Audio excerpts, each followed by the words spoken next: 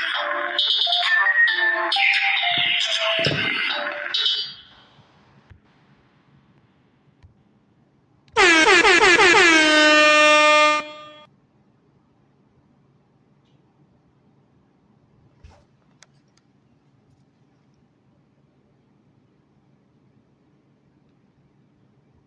are now listening to the Narrative Podcast with Halsey Allen. The Narrative Podcast is changing the narrative one episode at a time.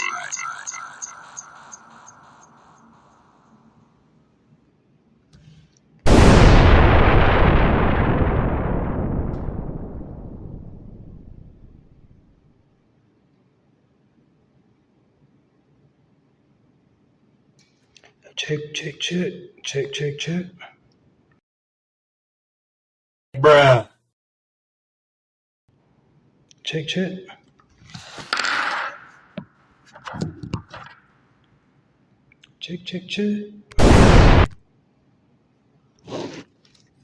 All right, everybody. Welcome to the Narrative Podcast. I'm your host, Halsey Allen.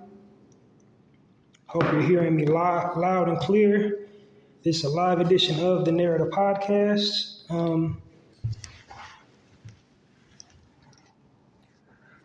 Welcome all my narrators. Welcome everybody new to the platform.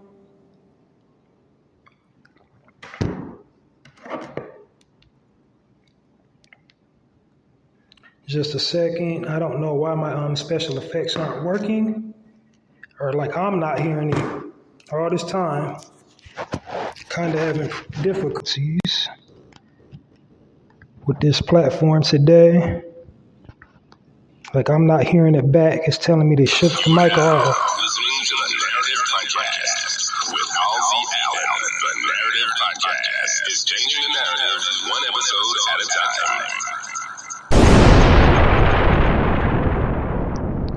time. So if I already did that sound effect, my bag, I had to check.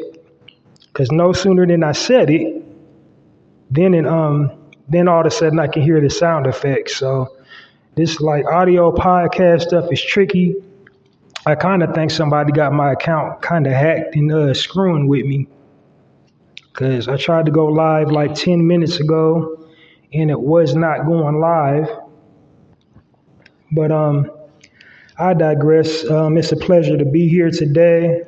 This is my official 100th episode of the Narrative Podcast. Make some noise.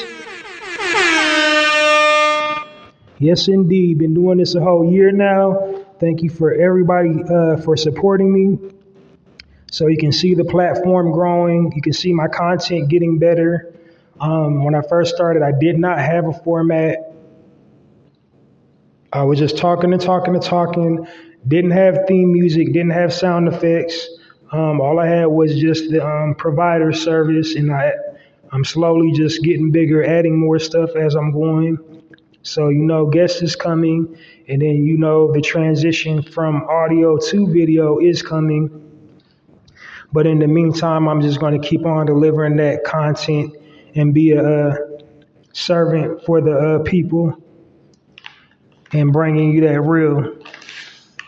So, like I said, welcome all my narrators. Anybody new to the podcast that's currently maybe listening right now. This is the home of Black positivity, Black reciprocity, and progression.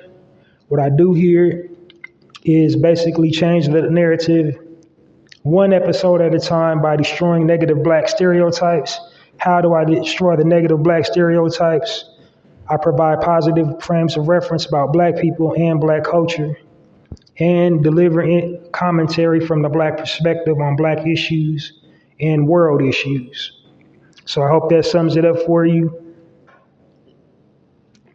So yes, that is actually my tagline for this podcast. Changing the narrative one episode at a time by destroying negative Black stereotypes.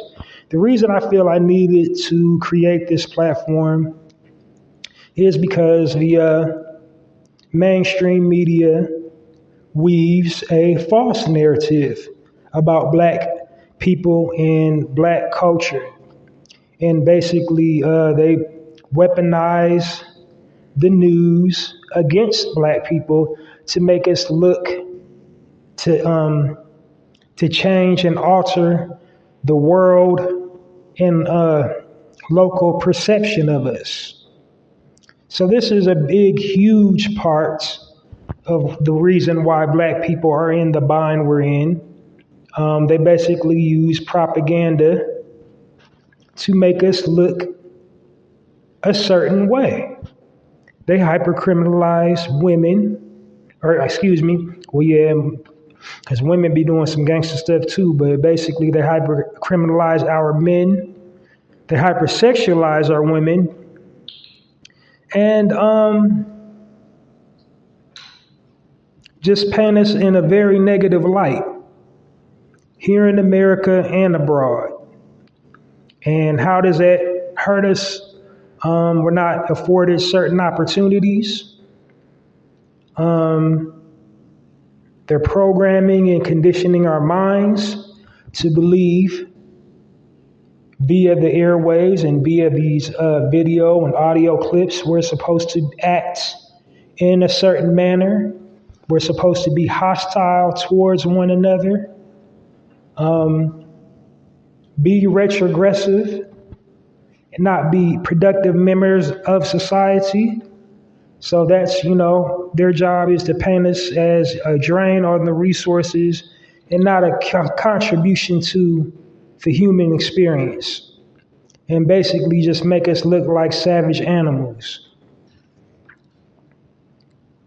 So I do everything within my power to, play up our strengths, highlight and showcase us at our best instead of our worst.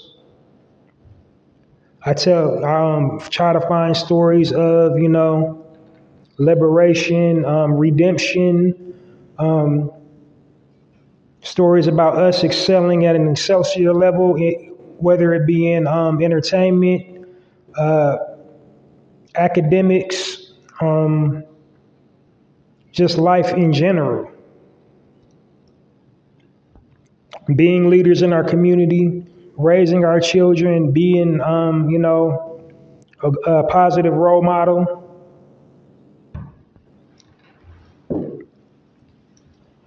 But that's basically why I did this platform.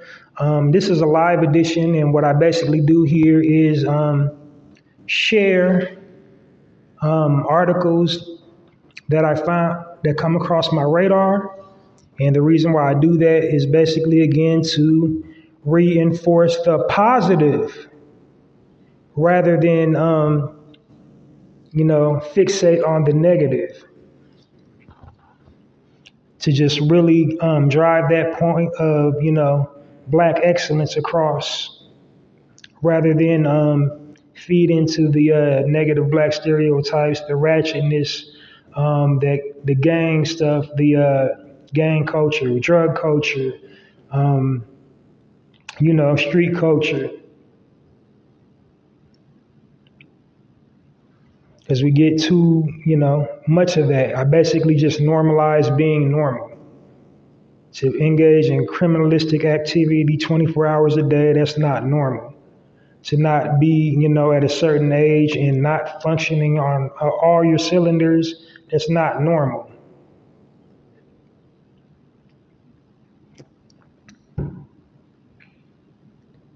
So I debunk and dispel negative Black stereotypes by providing positive frames of reference. That's why I, share these articles. And then I also have some commentary. It's really just, it's not going to be a super long one today. I just want to put my spiel on my speaking points. Part 2, if you tuned in, that's when I do my normal broadcast days on the weekends.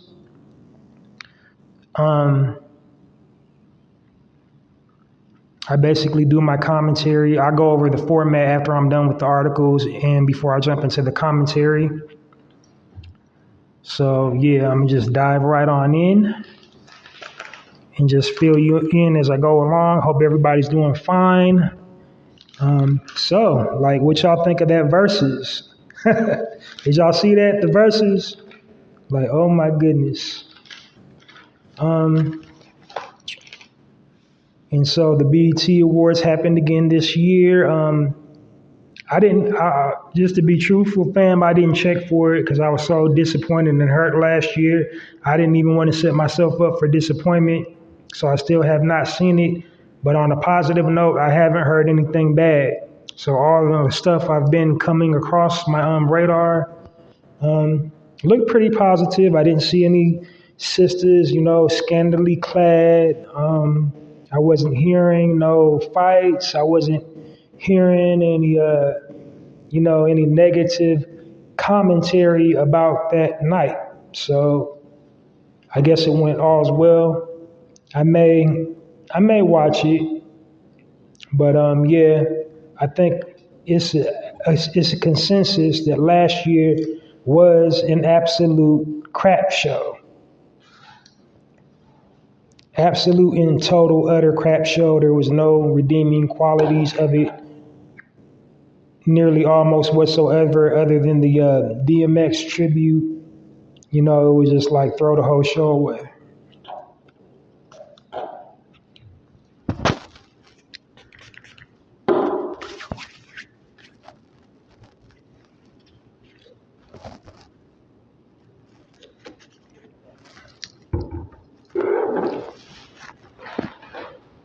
But again, like I said, I didn't watch this year's show. So congratulations to all the nominees, participants, presenters. Evidently it ran pretty smoothly because I'm not hearing or seeing anything negative about it. So congratulations and kudos. I will have to check that out. But I'm gonna dive on up into these articles.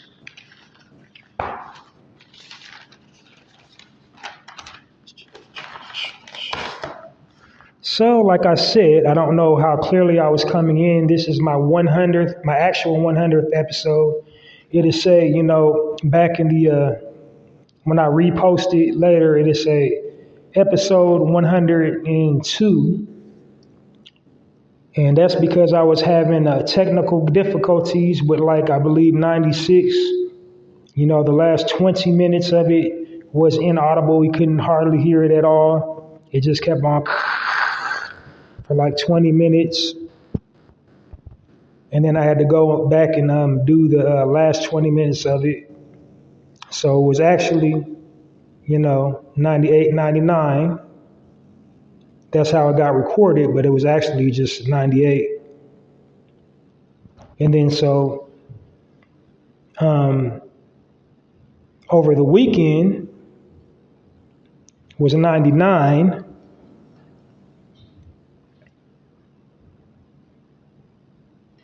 But I did that in two parts too because I was attempting to try to do on the streets, trying to interview random black people to see, their perception on the Roe v. Wade thing.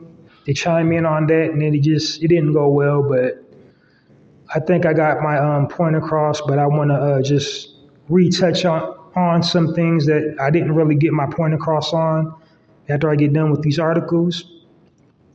But yeah, so this is officially episode 100. And I think I already told you about the significance of that 100. It's like, when you get to 100 on anything, it's like you're popping that seal.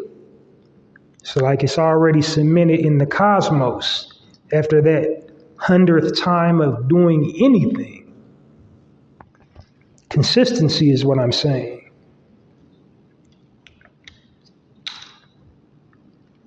Positive or negative after the 100th time.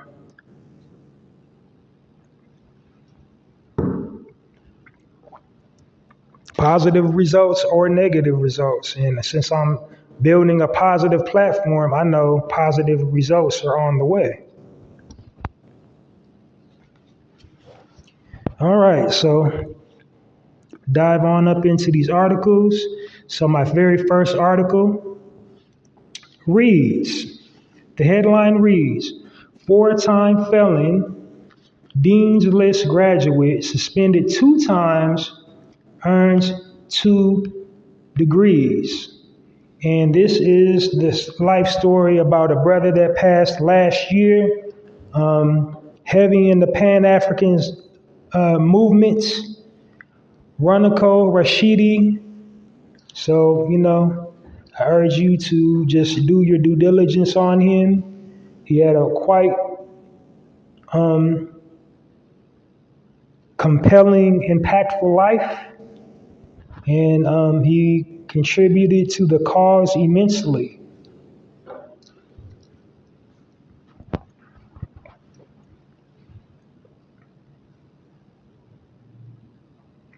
Next article, the headline reads, Woman goes viral on Twitter for starting Black-owned boxer brief company and sells out in minutes.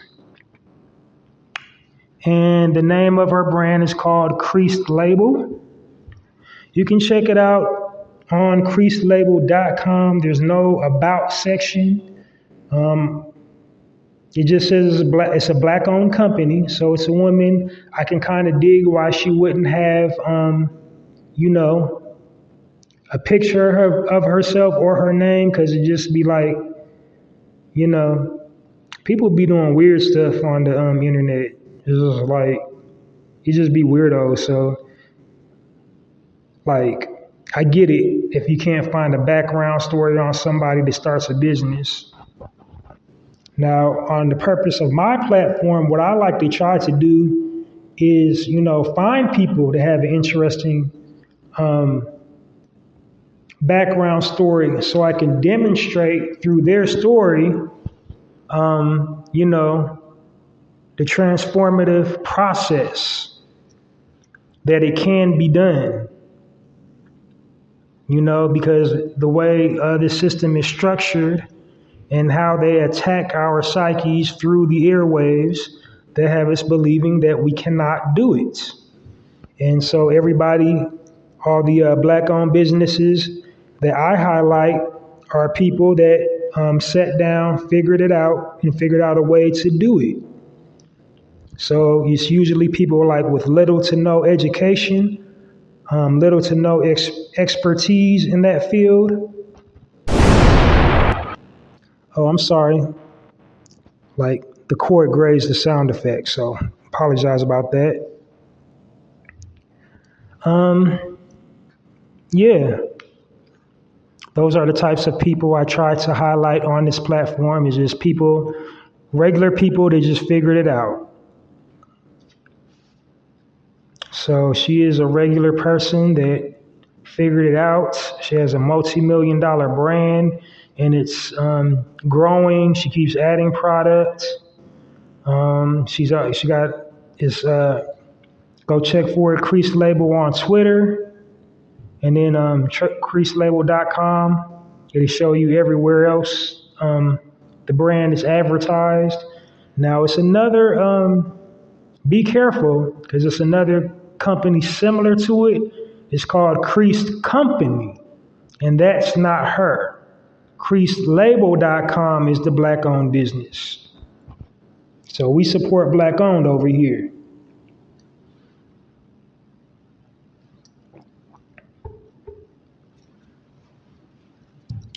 Alrighty, moving right along. Next article reads, and then y'all, some articles, the headline is the article. And this is kind of sort of like that. There's not really much after it. I actually did share this story already last year when I was doing, this is when I first, split my podcast into sections. Each one of my sections has a speaking point. So this is when I first did that process. One of the first Black-owned businesses in my Black-owned business highlight section. And I believe that week I was highlighting beverage companies. So this entrepreneur is kind of a remix. It's kind of not. I got some new information about it that came across my radar. Headline reads, Black entrepreneur makes history as the first. One sec. Oh, geez.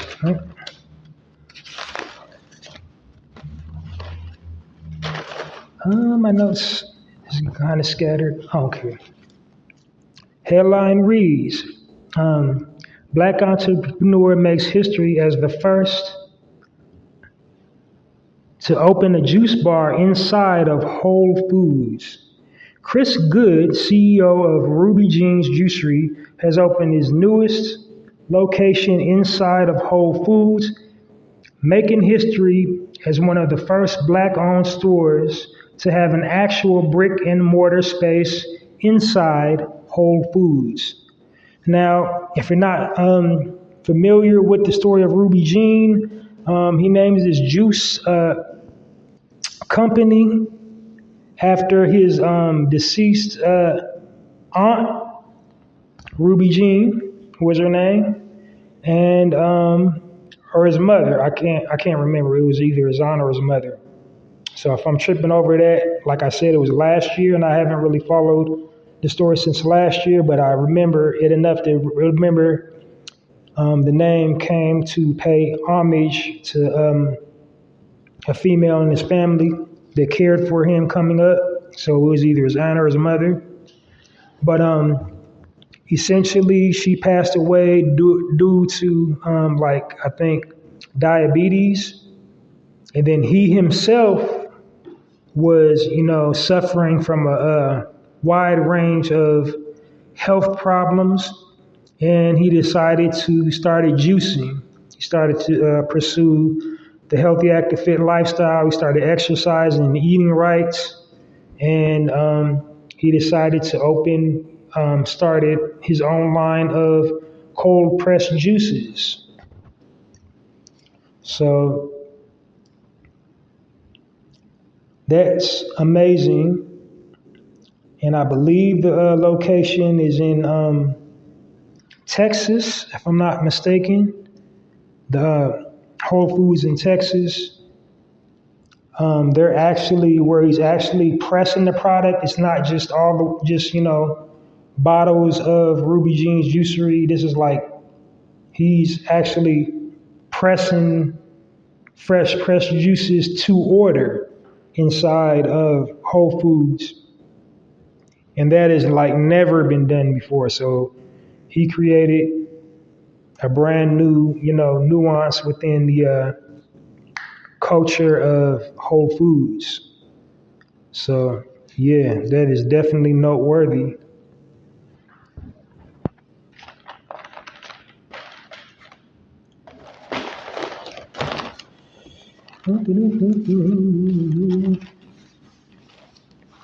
I am really going to have to get me a teleprompter. All right. Next article reads, Chris Williams Jr.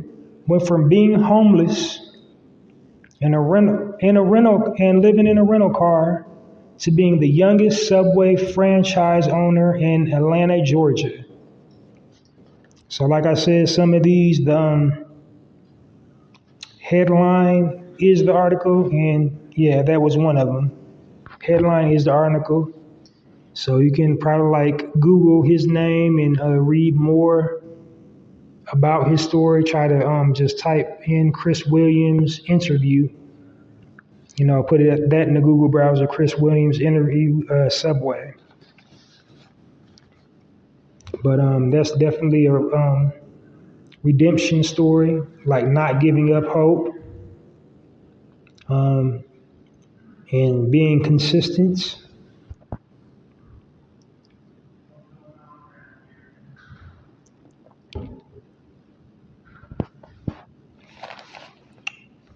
Okay, next article reads, 39-year-old black entrepreneur makes history by being awarded 13.4, hold on y'all, billion, would it be, dollars.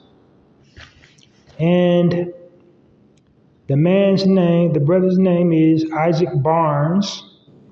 He was awarded $13.4 billion contract with the U.S. Air Force and the U.S. Space Force program.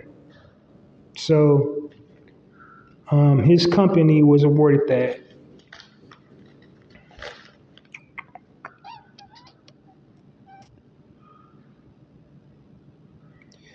Okay, next article reads, from Chicago tire boy to CEO, this 19-year-old entrepreneur is teaching the community about financial literacy.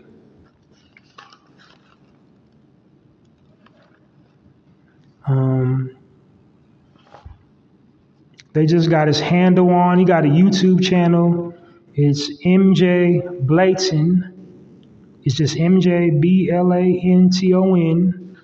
And same deal at JB Blanton, Blayton, JB Blayton, or however you want to say it. He offers financial literacy. And I didn't get a chance to watch all his videos, but he definitely seems to know what he's talking about. He got the terminology down, that's for sure.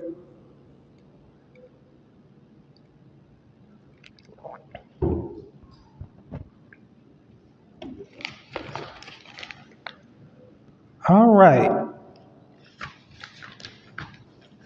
Next article. Previously a massage therapist started a black-owned t-shirt company to help fund projects like the Hereafter Farms and invest in the culture.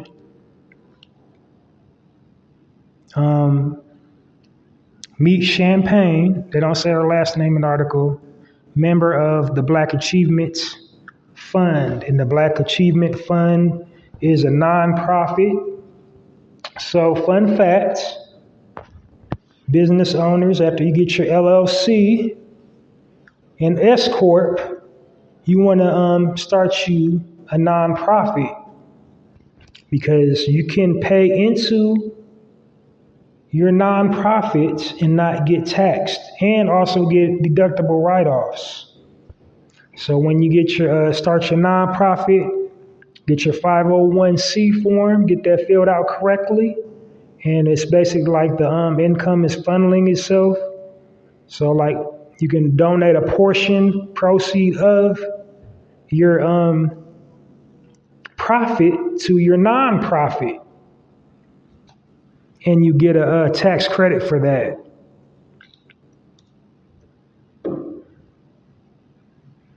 But you have to make sure the forms are filled out correctly. You have to like really do your due diligence,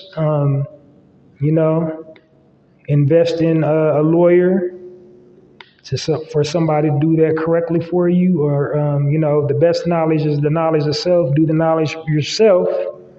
But there's all kinds of places online and books to get about how to start a nonprofit. So just, do the knowledge and get somebody really reputable to assist you in that process, because it will pay off in the long run.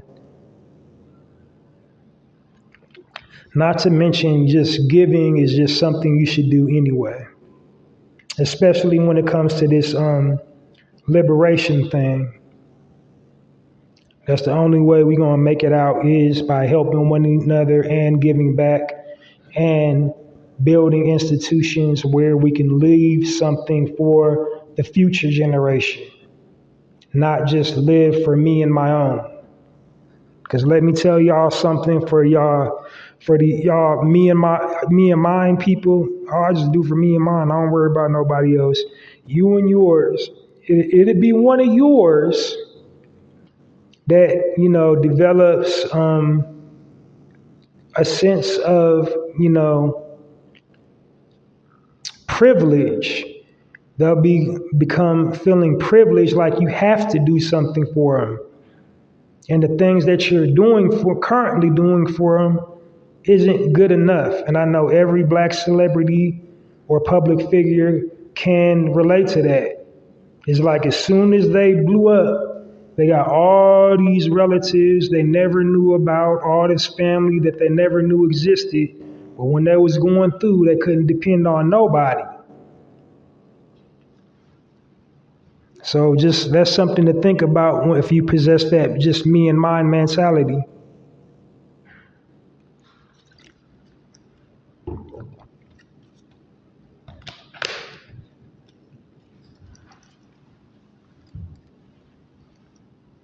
Because the knife's going to come from, somebody really close to you. And feels like, they should have way more than what they have, and, have you feel like you should do way more than what you're doing for them. Whereas a perfect stranger will, they'll be grateful. It'll resonate with them for the rest of their life. They will take that kindness that you gave them and try to, reciprocate it for as long as they're alive, because they'll remember, you did something for them, and they will want that same feeling for their fellow brother and their fellow sister. Whereas like a really close family or friend or relative just feel like you obligated to do something for them and not appreciative at all. Don't call and check on you, don't say nothing to you. But, just keep on having that me and my mentality and see where that gets you. Because, you can't take none of it with you when you die. You can judge on like the work you did here while we're in this physical shell.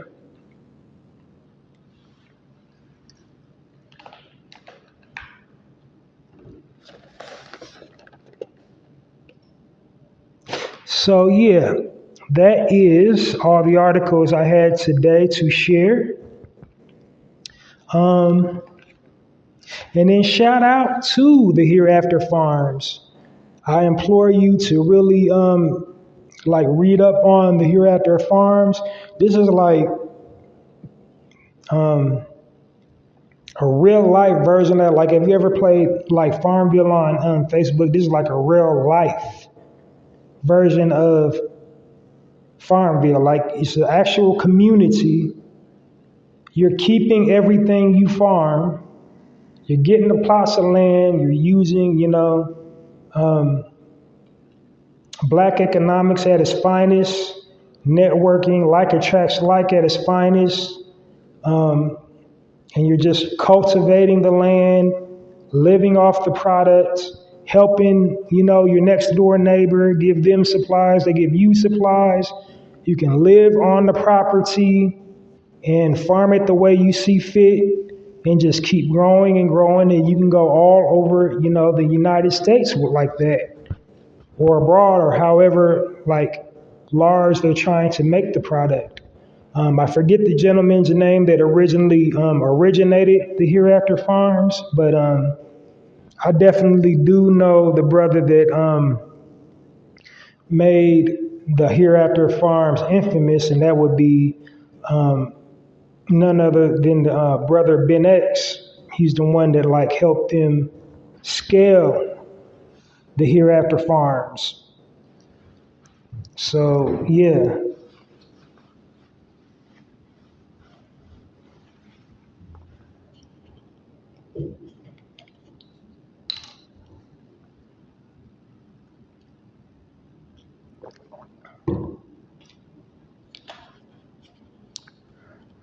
All right, so I'm gonna go over, give you a brief rundown of my formats for all the new people just now tuning in, listening. If you want to know what the podcast is about, so here's on a full broadcast day. This is a live edition. I don't never know what days I'm going to go live. It's just like whenever I can fit it in. So it'll behoove you to never, miss a day where you're not tuning in to wherever you get your podcast from, the Narrative Podcast. Make sure it's the one hosted by me, Halsey Allen, because there's like 8 billion narrative podcasts, but get the one hosted by me. Whatever your provider, whatever podcast distribution network that you listen to, just make sure it's hosted by Halsey Allen.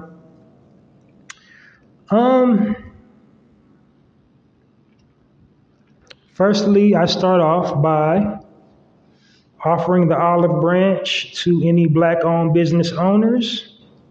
So I do that right now. If you are or know of any Black-owned business owners that need or would like some free promotion, please hit me up at passionwebmail@poeticpassion.host. And in the subject bar, type free or type promo. In the body of the email, tell me a little bit about yourself, business, product, or service, and I'll do my best to, accommodate you, to give you the best possible plug I can give you based on the information you've provided. So like the more specific you go into detail about yourself, your business, product, and service, the better I can plug you on my platform. And I'm not charging you any money. Absolutely for free. I'm doing it on Reach One, Teach One, and a constant effort to keep the Black dollar circulating in the Black community. I'm not even asking you plug my podcast, although it would be greatly appreciated if you plugged it, if you downloaded this episode and all episodes of the Narrative Podcast. Wink, wink. Do I got a wink, wink? No, I ain't got a wink, wink yet. I'm about to get a wink, wink sound effect. Okay. So after that, I plug a contest I'm currently running just for my podcast. I call it the Chew on This challenge. Not challenge, excuse me. Contest. Chew on This contest. And to enter, it's completely free. You don't have to pay any money to enter. All you have to do is just participate in the topic. And the ongoing topic is, until I decide a new topic, is share your shopping while Black experience. Share your most recent shopping while Black experience, because it's something shopping while Black has, it's an experience of Black people all over the world. Not just here in America, but abroad. We've all experienced it at some point of our life. And it's, we got to keep that conversation going. I know for my super woke people or my super militant people, like, well, that's what you get for, spending your money with people that don't want you there, or patronizing or going somewhere with people that don't like Black people. I say to them, it's like you cannot tell, like all Caucasians don't, have that, physical demeanor that can tell just by looking at all of them that they're racist. Like some of them is apparent. Like soon as you see them, you know that they don't like Black people, but it's more of a resounding number of the people that kind of conceal it better, that physically conceal their contempt for Black people better. And you don't never know until you patronize or go into a place of business that they're running or, supervising or managing. Because a lot of times they don't even own the place. They work for them and, which isn't any better because the owners probably really don't like Black people either. and they're more vocal about it, and the employees follow suit because they know they're not going to be punished, and they can just talk to you any kind of way, treat you any kind of way, because they don't want you in the establishment anyway. But anyway, I didn't mean to go off on that rant or off on that side tangent. I just basically wanted to plug the contest and give you context what the contest is about. To enter it, like I said, the entry is completely free. Hit me up at passionwebmail at poeticpassion.host. That's the same email address I just gave you for the free promotion. How I'm separating the contest and the promotion is in the subject bar. So in the subject bar for the Chew on This contest, type Chew on This / or dash, which is ever more convenient for you, Shopping While Black. In the body of the email for the contest, share your most recent Shopping While Black experience. Try to make it no more than 6 paragraphs. I just want to know about the experience. I don't want to read like a whole novel. And then make sure you include your mailing address so I know where to send your snack for participating in the contest. And tell me what kind of snack you want. And it's not just one, it's going to be a bulk supply of your favorite snack. So it's not going to be just like a single portion of it. It's going to be like something you can have for a couple days.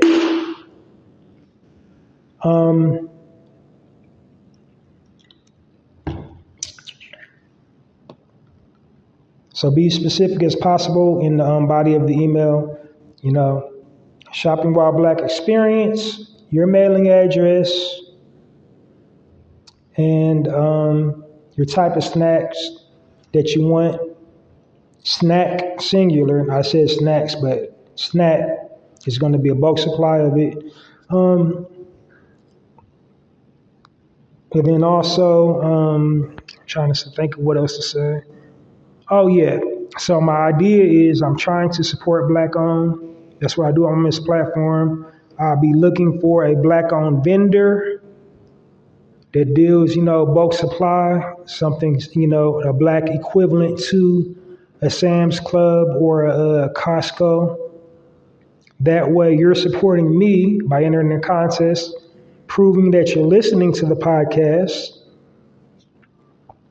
Then I will be, supporting the Black-owned business by getting your snack from them. And then when I place that order, they'll see my name, because I do it in my business name, which is the podcast name. And then, just everybody's getting something. So I'm trying to create a win-win scenario. I'm getting something, you're getting something, they're getting something. Just how it should be. And then after the Chew on This contest plug, I go into highlighting Black-owned businesses. And I think I already started out when I started the podcast. I told you the reason why I highlight the Black-owned businesses to, give that positive frame of reference. I want to give the positive frame of reference about entrepreneurialism, about Black people being able to triumph in the face of adversity and, being resilient. So not necessarily having intricate knowledge of, whatever business they're starting, but then yet at the same time, finding a way to make it work. Some more criterias that I look for when I highlight the Black-owned businesses is, are they Black-owned? Because a lot of people say they're Black-owned, but they're not really Black-owned. And what I mean by that is, do they hire their own and do they do for the community? So like having a Black-owned business, do you have Black employees that work for you? Do you do something for the community that you are rooted in? Do you have a nonprofit? Do you give back to, do Do you pay into a nonprofit or do you have one of your own? Do you hire your own? Do you do things in the community such as like feed the homeless, back to school drives, take care of the elderly, help out with, sick children, children in general, any type of social problems, any type of economic problems, you know what I mean? Like teaching financial literacy, something, give back to some capacity is what I look for. And then also my last one is aligning up with my theme. And, my theme right now is the season of summer. So all the Black-owned businesses I will be highlighting, until the end of summer, Black-owned businesses that you would think are synonymous with the season of summer. Okay, so after I've done highlighting my Black-owned business, I go on to my spotlight. Now, the spotlight segment is basically a section where I give, somebody in the entertainment industry their flowers while they're here, while they can still smell them. It's an audio platform, so I haven't had the pleasure of, congratulating them to their face or via the airwaves, but I know people are slowly gravitating towards me because, like I said, I feel that magnetic pull. I see the numbers going up, so I hear my podcast, reference heavily online. And not for nothing, I started the wave of, spotlighting, because before I started my spotlight section, nobody was spotlighting anybody. You can quote me on that, you can debate me on that, whatever you want to do. I started the wave on that. I'm not looking really for validation, but at the same time, I say that to say I know I'm not just spinning my wheels here. I know I'm making an impact, even if people aren't directly referencing my podcast. I get all the references, so I'm on that. I get all the subliminals. I know how to read between the lines when they're saying stuff, and it's usually good. Ain't nobody taking shots, but I think they want to see better content from me. They want to see me evolve and pick up before they gravitate to me and put their official stamp on me. Not that I'm looking for that, because like I said, I'm here for the people, but, having a stamp and make it go even smoother, because I can build my platform bigger and do, more things and reach out and touch and help people and, really get this liberation thing popping.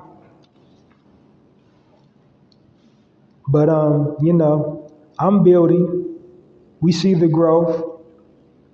You see, like I got speaking points. I didn't have that when I started. I got, an official podcast bumper. Didn't have that when I started.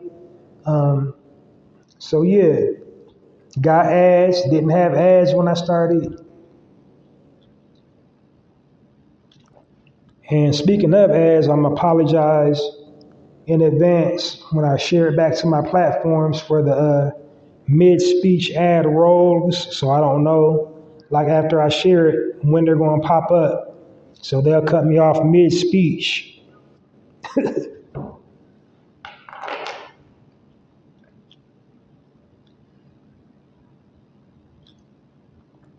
But anyway, so that's what I do in that section is, people in the just happen to be, in the entertainment industry, whether it be an athlete, actor, actress, comedian,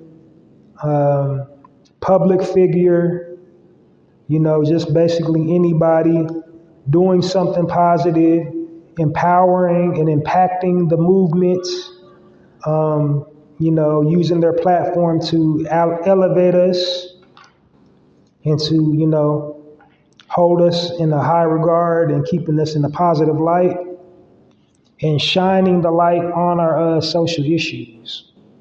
So that's what that segment's about.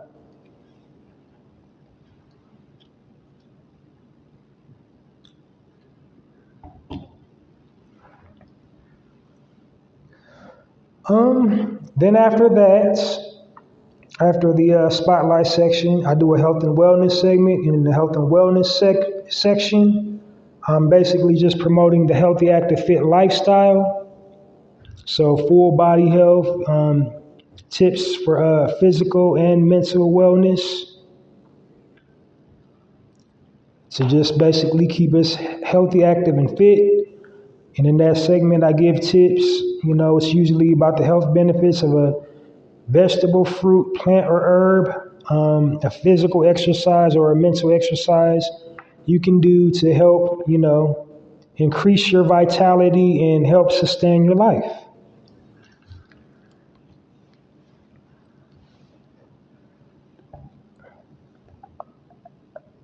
Then after that, after the health and wellness tip, I go into my speaking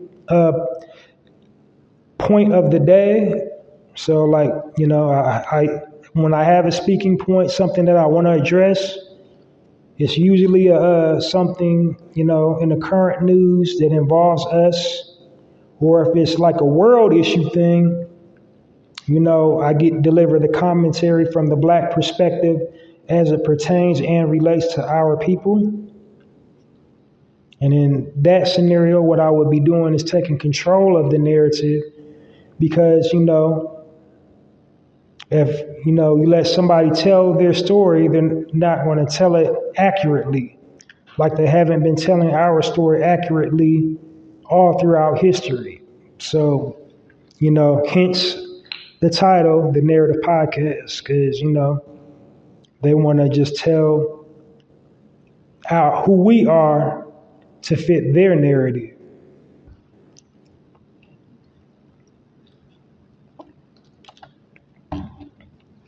All right, so after my speaking point, I close out with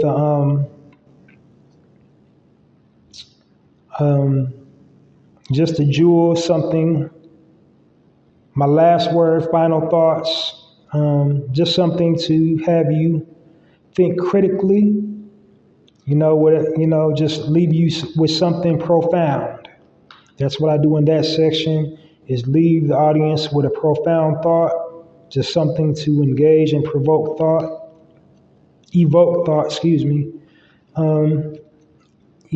just to have you think critically about something. And then lastly, of course, before I close all the way out, I plug anything I got going on, which currently is just this podcast and my poetry blog. I'll plug that in a sec. I just wanted to give you the brief rundown of, the format for a complete broadcast day of the Narrative Podcast. This is a live edition, so I've already covered, most of the stuff I wanted to talk about today. So yeah, there you have it. So, all right. I don't really have a speaking point per se today for my live edition. I just want to clarify a few things about my comments on the Roe v. Wade thing and why, that's really a non-issue for us.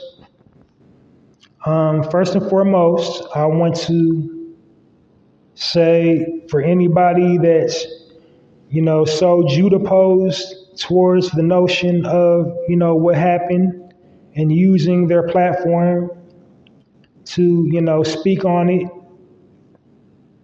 I applaud your efforts. I applaud your passion, but that really ain't our fight. So having said that, you're not going to get your black card revoked for, speaking, using your platform to, speak what's on your mind. But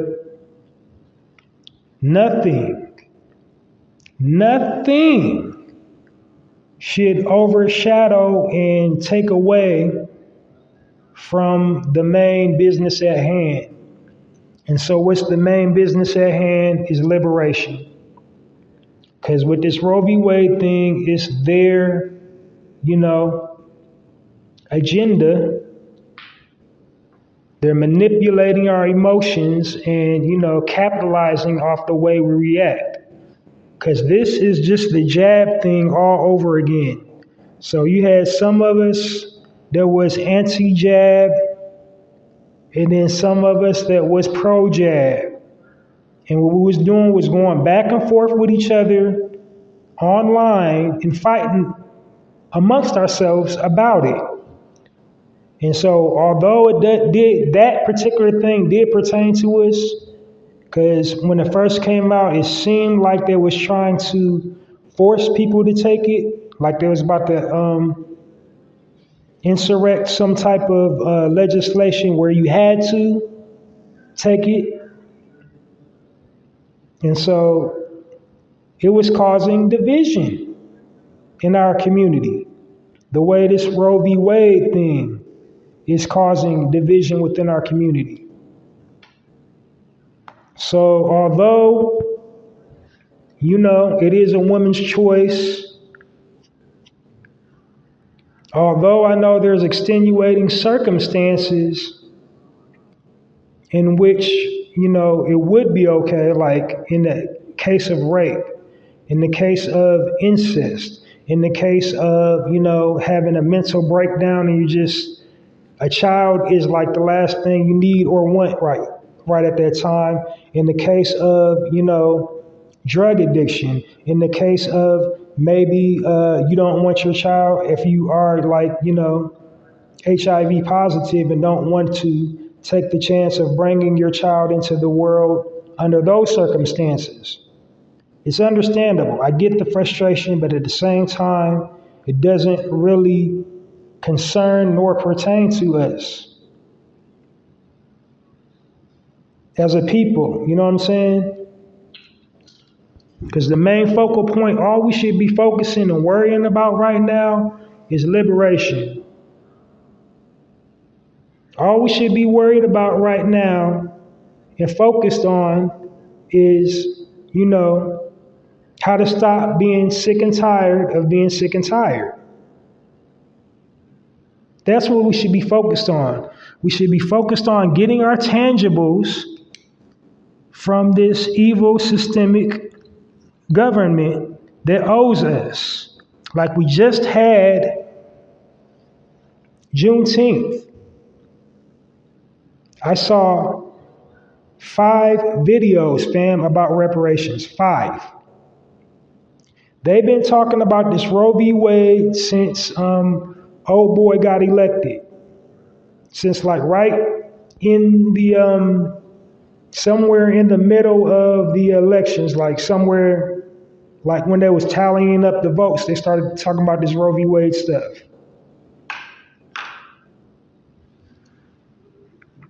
And so now it's over and people are outraged. And the outrage is mostly coming in our community because we're taking, exchanging jabs with each other online and having all this discontent and malice towards one another for, their opinion about something. And it's all right to have your opinion about it. But the thing is with this, it's already over and done with. The Supreme Court has already ruled.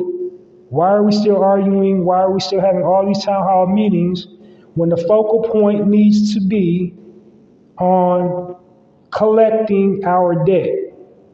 And I said it in my last segment, reparations is not a handout. It is a debt that our government owes us. There's nothing wrong with expecting payment from that. That's not expecting a handout. But we're never going to get it if we keep on getting distracted with every time something pops up, we get distracted. We get distracted away from that particular subject. We haven't gotten it yet because we can't all stay on one accord. We get distracted and start fighting amongst ourselves over something stupid. And not saying like that's a very poignant part of life for a woman, especially a black woman, to go through, to have a choice about. But at the same time, it's not really a record number of black women getting or needing it or feeling as though they need one. This is privileged white women that want that, to have the dispensable income to get one and to get premium service. So she know after the deed is done, they're going to take good care of her, make sure they clean her up really well, and her insides is functioning normally after the process is over with. Because culturally, that's just not even something we embrace culturally. Most black women are, of the Christian faith or of the Muslim faith. Or nowadays, it's like Norman Ra and spirituality and all that good stuff that expressly forbids, abortion.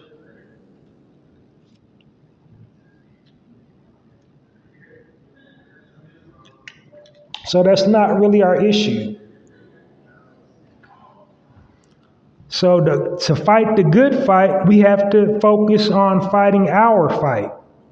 We can't keep on taking up the mantle of everybody else's pain when nobody wants to understand our pain, when nobody wants to chime in when it relates to us.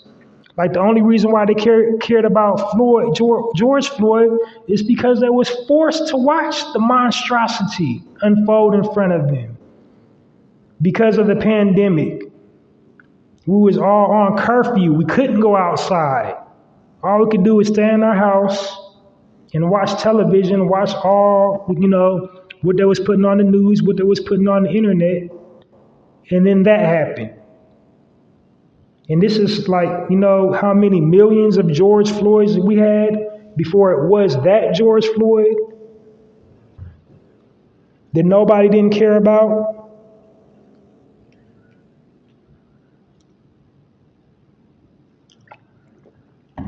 So that's what I'm saying. We got to keep the home fires burning, the proverbial home fires burning. We can't keep on sitting up here pouring all our energy into causes that does not concern us.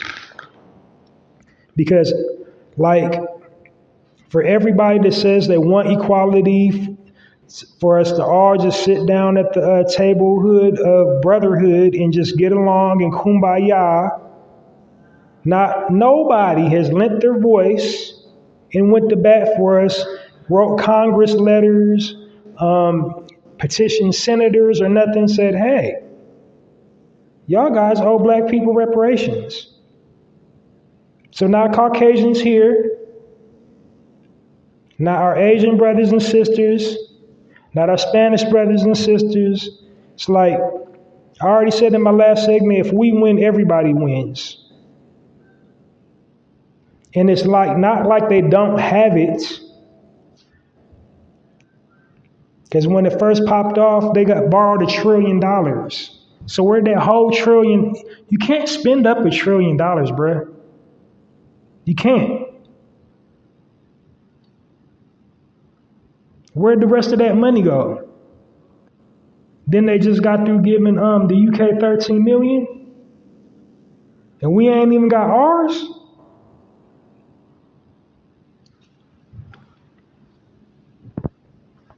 The Holocaust happened in Nazi Germany. So if anybody owed the descendants of, Holocaust survivors, it would be the government of the German government would owe them. But no, our country said, no, we're going to take care of that. But then you're not going to take care of, foundational, original, indigenous black people. Because some of us was already here first. Some of us was already here and got repurposed and rebranded as black. We was already in the Americas, some of us. Some of us came over on slave ships. They tried to sell the false narrative that all of us came over on slave ships. And that's just a lie.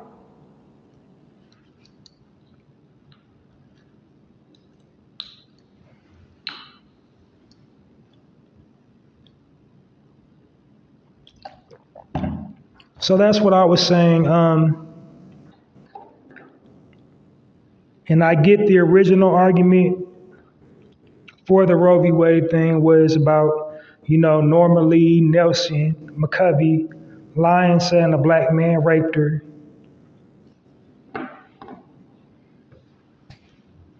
So I get the original, how it, transpired and into what it is today, but at the same time, it didn't really never concern us. We got to stick to things that actually concern us. And that's not, taking away saying we're not going to be human and care about our fellow man. But at the same time, we got to clean up our house. Because, bottom line, if we're not talking liberation, what are we talking about? If we're not talking about reciprocity, what are we talking about? If we're not talking about healing, what are we talking about? If we're not talking about tangibles, what are we talking about? If we're not talking about finance, building, if we're not talking about the black man and the black woman coming together and staying together, what are we talking about? If we're not talking about raising our children, having our own infrastructure, what the fuck are we talking about? Why are we sitting up there keep on letting all these side things deter us from getting what's owed to us and prospering?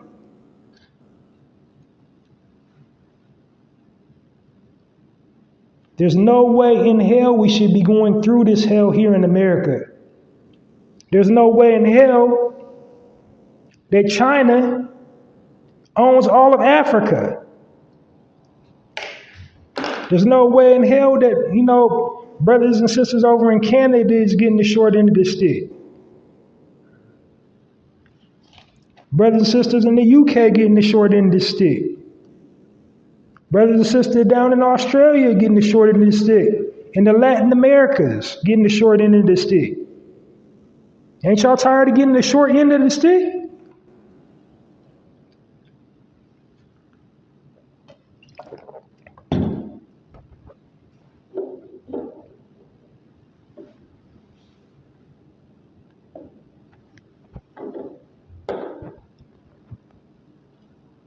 So that's all I want to touch on with that Roe v. Wade thing.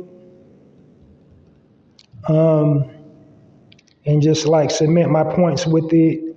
It's not that I'm on some insensitive stuff. I get the, the severity of it.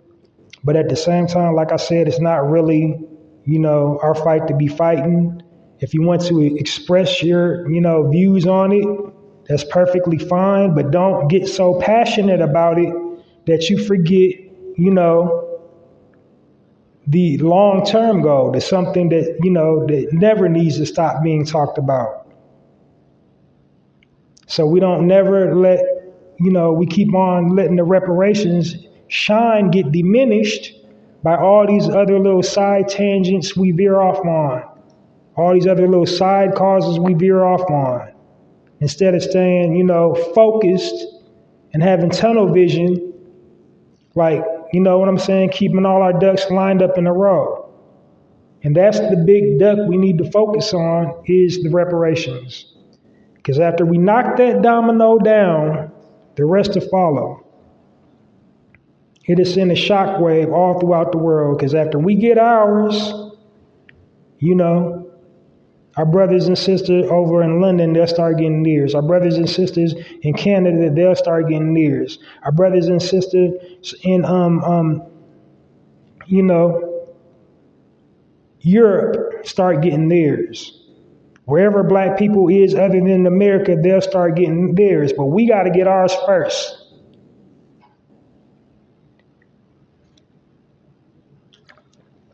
We got to get ours first. It starts with us.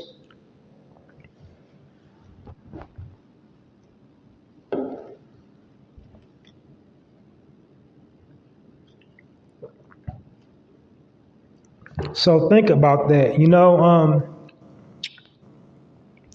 Comedians are really, really like funny, but every once in a while, they have some really somber moments. And so, like, a comedian I was like listening to when the whole, Ferguson thing had popped off in the peaceful protest, or the peaceful/non-peaceful protest was popping off, was a comedian by the name of, Billy Sorrells. He's on the ADD network, been a YouTuber for years, but he said something really kind of truthful. He said, just watch people. Watch how quiet, I don't remember the direct quote, but he's like, watch how quiet it gets when it comes to your issues. When it comes to everybody else, like, look how loud it is. But when it comes to your issues, pay attention to how quiet it is. When it comes to reparations, all you hear is crickets. Quiet. You don't hear nothing.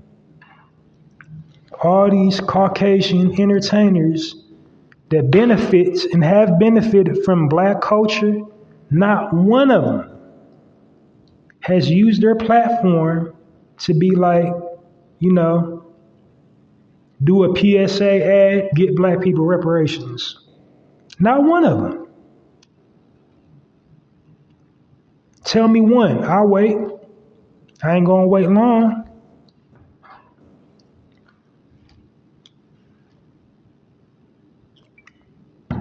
I'm not saying Caucasian people need to fight our battles, but at the same time, they definitely need to feel our plight.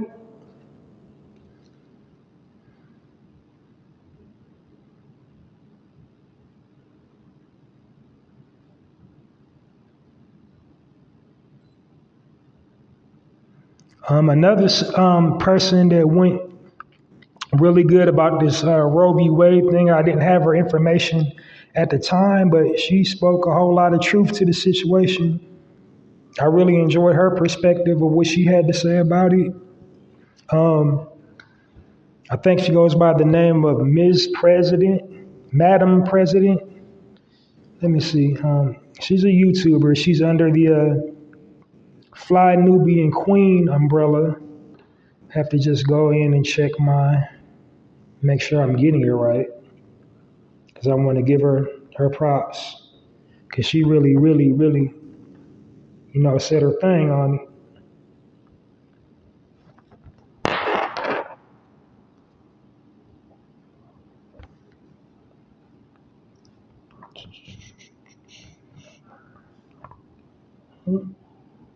Go in, let me see.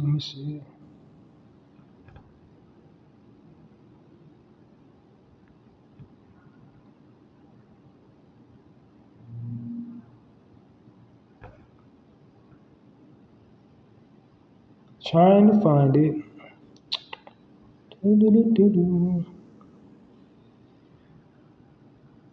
Watched a lot of stuff since then.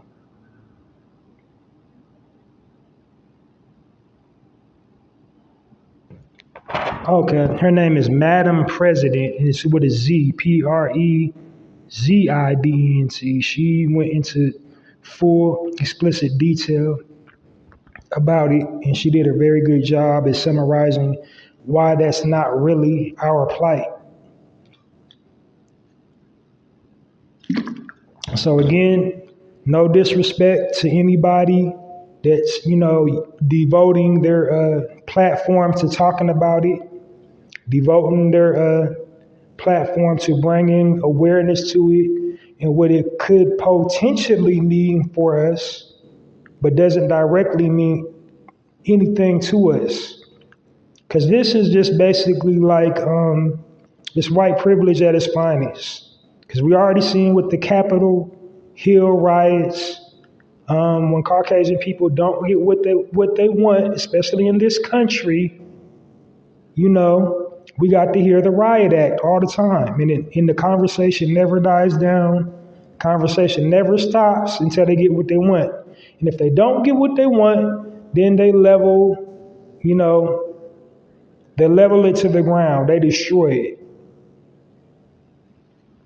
And nobody says nothing.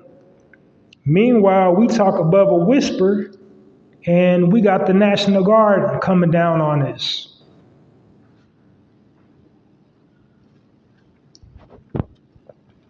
So that's just something to think about. We don't need to be divided on, secondary issues. We need to focus on the main issues. And the main issue is to obtain the tangibles that is owed to us. So for all the entrepreneurs doing their thing, starting their own, building their own, kudos, all that. But at the same time,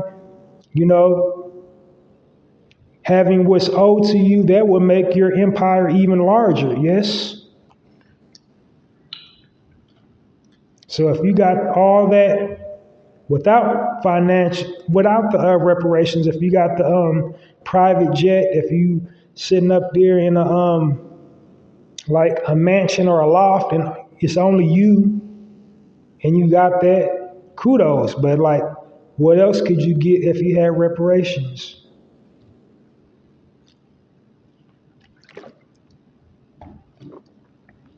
Just saying. Because don't that make sense for us to have that? The biggest consumers on the planet to have a source of income that can never deplete. That means we would consistently be buying and purchasing and putting back into the economy.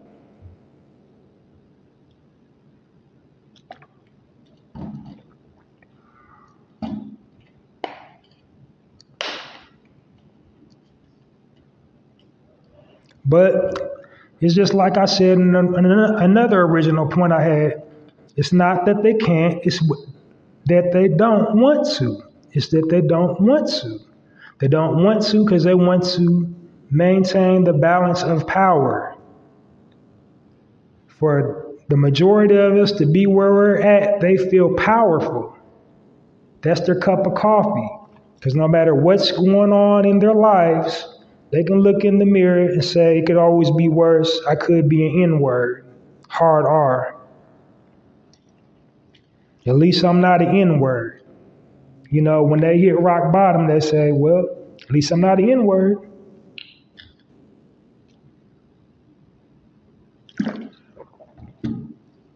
Because they know how we're treated.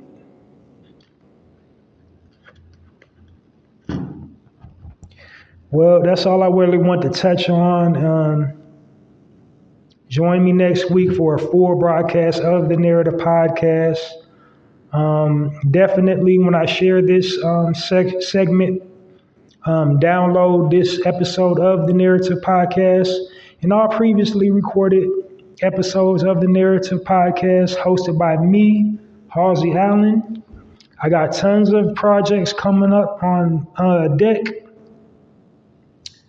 In the meantime, my only ongoing current project is this and my poetry blog. I will share the rest of them when I get to link in the bio status, which I nearly am, especially on one. That should be done with in the week, probably at the end of this month at the latest, but definitely I'm done with it.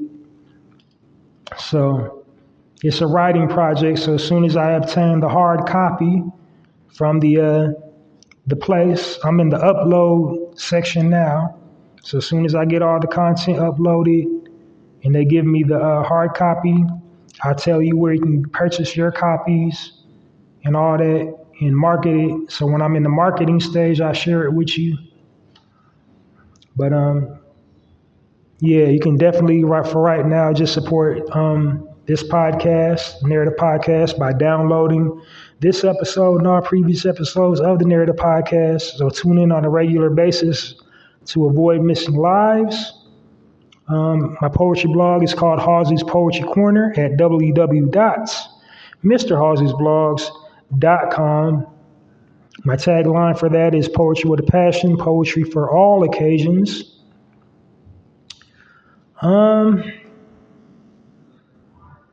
And how you support that is by going to www.mrhalseysblogs.com and sharing all my poems on all your platforms. So like Facebook, Twitter, Instagram, whatever you're on, share it.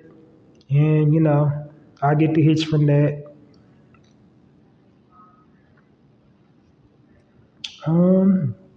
Yeah, so I think I covered everything I want to say. Hope you guys have a good rest of your day, evening. Thanks for listening today.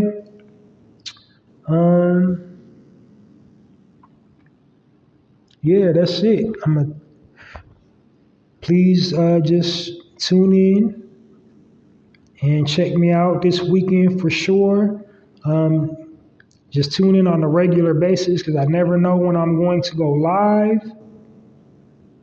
So to avoid missing my lives, just tune in to me regularly wherever you get your podcast from. This has been a live edition of the Narrative Podcast. Halsey Allen, the Narrative Podcast, signing off. Love.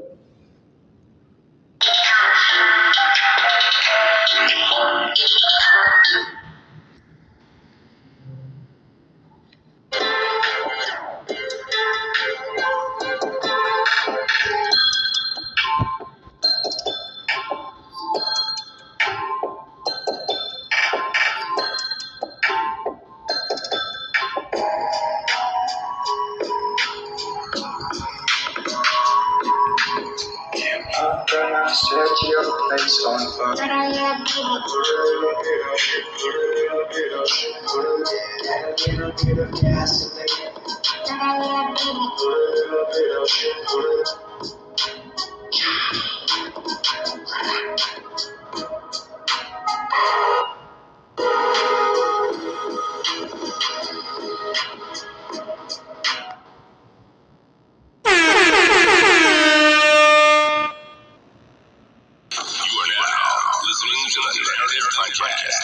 With Halsey Allen, the Narrative Podcast is changing the narrative one episode at a time.